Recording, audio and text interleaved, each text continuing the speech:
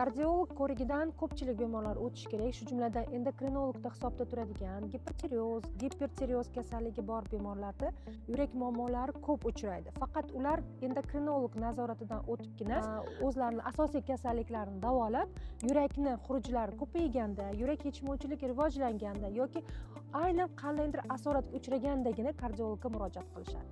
Endokrinologik kasalliklarni ayni ko'p uchraydigan kasalliklardan bu gipotireoz kasalligida yurakka qanday omillar nazorat qilinishi kerak?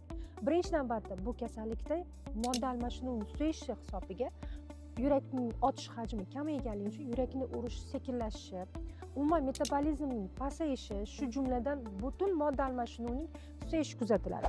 Yomon xolesterinning oshishi, triglitseridlarning ko'payishi, shu jumladan qon bosimida ayni holatlarda ko'tarilishi holatlari, oyoqlarda uvishish, uyqusizlik, umuman holsizlik, charchoq, oyoqlarda shish holatlari, ba'zi holatlarda og'ir holatlarda yurakning atrofida suv yig'ilishi holatlarini ham kuzatilishimiz mumkin.